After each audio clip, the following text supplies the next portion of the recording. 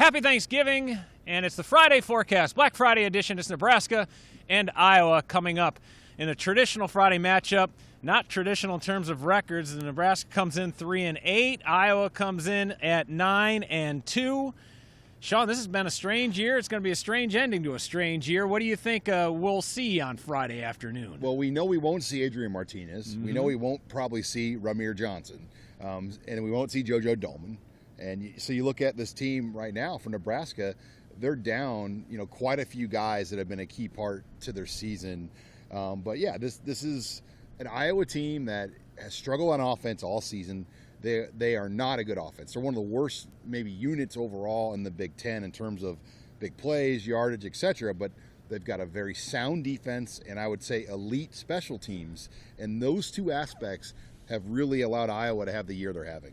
No question about it. That's a big reason why they're on a 3-game win streak and have won 9 games on the year. Quarterback for Iowa, Spencer Petras or Alex Padilla. Don't know, at least at the time of this taping, who's going to get the start. But we do know for Nebraska that Adrian Martinez will not play on Friday, that Logan Smothers will get the call, at least to start. What's your reaction initially about this development? Yeah, you look at it, and the way Adrian left that game so suddenly in the second quarter, and then it got out that it was a shoulder injury, and it sounds like, he took a shot to come back in and play and wanted to keep playing. And but that interception was a real red flag in the game because it was almost like he couldn't feel the way he threw that ball up there. The second one or the first one? Yeah, the second one. The first one was on the receiver for not running it through. Oliver Martin. The second one was like playing backyard 500. Yep. He just threw it up, and that was a bad throw. That told me his arm wasn't right. Yep. And I think he had to look at it logically. He needs surgery, and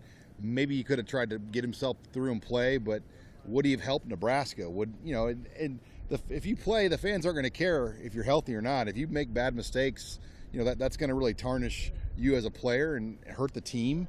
So I think he had to make a tough decision like, hey, I want to play, but he's probably going to hurt Nebraska if he plays in this game. And now we'll see Logan Smothers, maybe Heiner Carberg. Yeah, and we might not hear of what Adrian's future plans are. At least Monday, Scott Frost says that he didn't anticipate having a conversation with Adrian about his future until after they get through this Iowa game. You mentioned Harburg, you mentioned Smothers. Scott Frost kept the door open on multiple QBs playing Friday. What's your thought there? Well, I think a lot of it is assuming they start Smothers like we know now today, how does he play? If he struggles and can't make the throws or the reads, I think you got to give Harburg an opportunity in this game. He hasn't played all year, but the good thing is this won't be a normal Iowa-Nebraska weather day. We've been through 11. This will be our 11th one of these together, Andy, and we've seen some doozies. 2012 in Iowa City. Yeah. When it was 40-mile-an-hour northern winds. It was awful. It will be a day here Friday where you can throw the ball. It's going to be, I think, 60, 62 degrees. So weather should help either quarterback as far as being able to make throws and not have, real cold or windy conditions. Well, you still want to run the ball, and it looks like Nebraska won't have Ramir Johnson. So who do they turn and hand the ball off to when they do hand the ball off to a running back? Yeah, I can't see them going back to Jaquez Yan as a starter. I think he's in somewhat of a doghouse for a few things that happen. We may see Yan in this game, but I'll tell you what, Marvin Scott and Brody Belt to me ran really, really hard. I think Marquise Stepp will still get in there, but those three guys, they didn't have a game-breaking performance, but did anybody think they could? Nobody does against Wisconsin. They put up around 80 yards rushing as a trio and did what they were supposed to do. They averaged 3 points something a carry, and I think you're going to see some of those guys play again against a good Iowa Hawkeye defense. Yeah, and very opportunistic defense. They have 25 takeaways on the year. They're plus 12 in turnover margins, 21 interceptions. That leads the Big Ten. They are very opportunistic, aren't they? Yeah, and they just don't have bad days. Obviously, the Purdue game was a real outlier for them that exposed things. But it seems like Purdue always handles them for whatever reason. It's like some teams have issues with some teams.